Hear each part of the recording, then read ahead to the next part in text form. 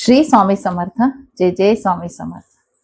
अघोरी बाधा आणि नकारात्मक पासून मुक्ती. जर नकारात्मकता वाटत असेल तर त्यातून मुक्ती.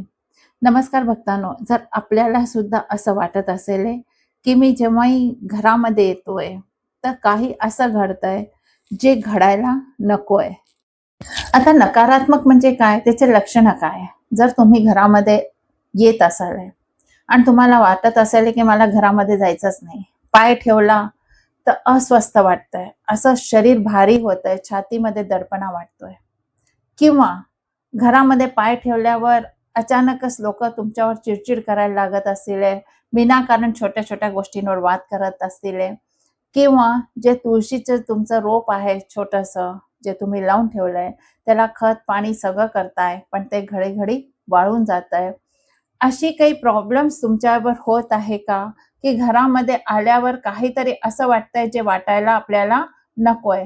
अचानक तुम्हाला रात्री झोपलेला आणि अचानक असं स्वप्न पडतं की तुम्ही दचकून उठताय, मग तुम्हाला भीती वाटायला लागतीये आणि अस्वस्थ होऊन जाताय, पशिना पशिना होऊन जाताय. जर हे स्थिती तुमच्यावर असेल तर नक्कीच तुमच्या घरामध्ये काही ना काही बाधा आहे.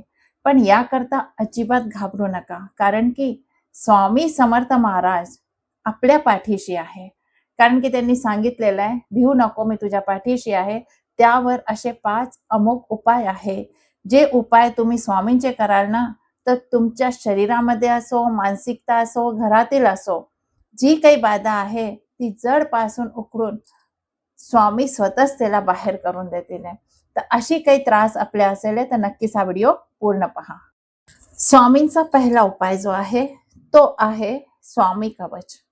हे स्वामी कवच आपल्याला सकाळी उठून अंघोळ वगैरे करून स्वच्छ कपडे घालून 11 वेळा म्हणायचं आहे.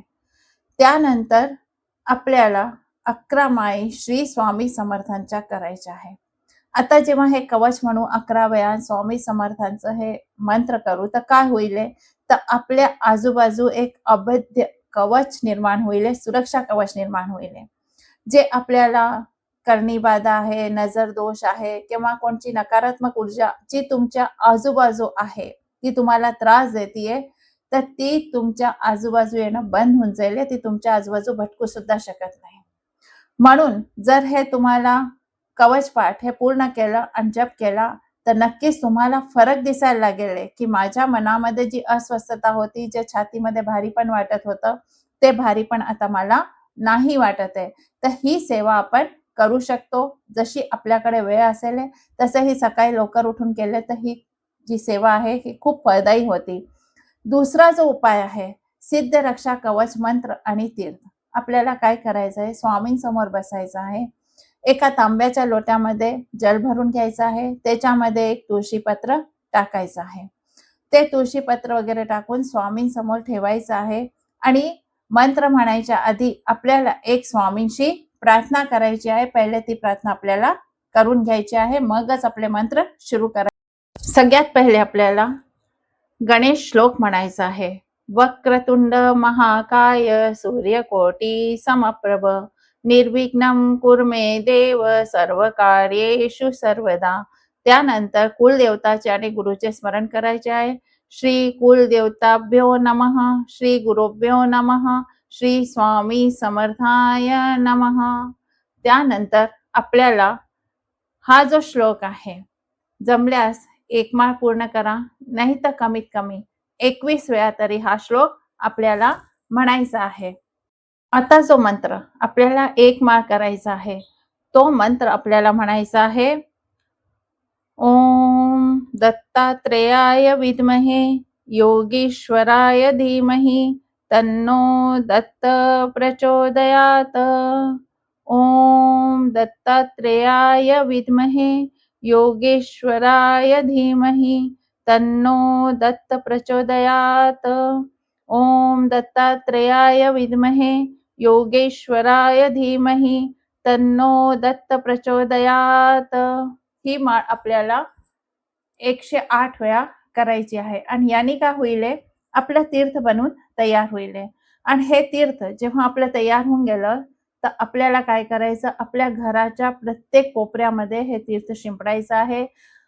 शौचालय आणि बाथरूमला सोडून द्या, बाकी प्रत्येक कोण्या कोण्यामध्ये हे तीर्थ शिंपडायचं आहे आणि हे तीर्थ सगळ्यांनी प्राशन सुद्धा करायचं आहे. जेव्हा हे कराले तेव्हा तुमच्या घराच्या आजूबाजू एक सुरक्षा कवच तयार होईल आणि जी नकारात्मकता आहे ती बाहेर चालली जाईल. तर हे आपण तीर्थ तयार करून आपल्या घरातली करणी बाधा, नजर दोष सगळं काही दूर करू शकतो. आणि हे जे कवच आहे हे आपण कुठेही जा ते, कारण की आपण प्राशन केलेलं आहे, तर ते आपल्या अवतीभोवती निश्चितच राहतं. तिसरा उपाय आहे, अशी समस्या आपल्यावर आहे तर आपण गुरुचरित्रातील 18 अध्यायांचं पाठन करायचं आहे. 7 दिवस 21 दिवस जेवढा तुम्हाला जमत असेल तेवढ्या दिवस आपल्याला हे पाठन करायचं आहे. कारण की पुष्कळांना अनुभव आलाय की डॉक्टरी उपचार करून सुद्धा त्यांना त्याची फलश्रुती नाही मिळाली. डॉक्टरी उपायाची सुद्धा त्यांना काही फरक पडला नाही. पण ह्याची फलश्रुती मिळून गेली जेव्हा त्यांनी 18 अध्याय पठन केला गुरुचरित्रातील 21 दिवस. त्यांच्या पाठीमागे जी नकारात्मकता ऊर्जा होती ती नकारात्मक ऊर्जा दूर होऊन गेली आणि त्यांना स्वस्थतेचा अनुभव झाला होता. जे अस्वस्थ होते ते स्वस्थ होऊन गेले. म्हणजे गुरुचरित्राचा जो 18वा अध्याय आहे त्याचं पठन करून सुद्धा तुम्ही आपल्या अवतीभोवतीची नकारात्मक ऊर्जा नक्कीच दूर करू शकता. त्यानंतर आपल्याला चौथा उपाय आहे. त्यानंतर आपण 5वा उपाय पाहूया. आपल्याला गुगल घ्यायचं आहे. गुगल जे आपण देवासमोर लावतो ते घ्यायचं आहे. भीमसेनी कापूर घ्यायचा आहे. 2 लवंगा घ्यायच्या आहे आणि त्याला प्रज्वलित करून आपल्याला पूर्ण घरामध्ये फिरवायचं आहे. तर ह्यानी सुद्धा जर तुमच्या घरामध्ये नकारात्मकता असेल तर ती दूर होऊन जाईल. कारण की पुष्कळ लोक सेवा करू शकत नाही. अशा परिस्थितीमध्ये आपण हा उपाय आपण नक्कीच करू शकता. कारण की अशा परिस्थितीमध्ये आपल्याला पूजा पाठ मध्ये सुद्धा मन नाही लागत. आणि जर खूप पॉवरफुल काही असं असेल नकारात्मकता तर ती तुम्हाला सेवा सुद्धा करू नाही देऊ शकत. तर हे आपण एक छोटासा उपाय करून पहिले आपल्या घरातली नकारात्मक ऊर्जा नक्कीच दूर करू शकतो. त्यानंतर संकल्पित महासेवा करा, अघोरी बाधा नाशक. हे काय करायचं, आपल्याला संकल्प घ्यायचा आहे स्वामींसमोर 21 दिवसाचा आणि 21 दिवस आपल्याला जर आपल्याला जमत असेल आणि ही ऊर्जा आपल्याला काही करू देत असेल तर ही नकारात्मक ऊर्जा दूर करण्याकरता आपल्याला स्वामी समर्थ चरित्र सारामृत वाचायला हवं 21 दिवसाचा संकल्प घेऊन. कारण की हे जे ग्रंथ आहे हे खूप मोठं फलश्रुती देणार आहे. त्याचा प्रत्येक अध्यायाची आपली वेगळी वेगळी फलश्रुती आहे.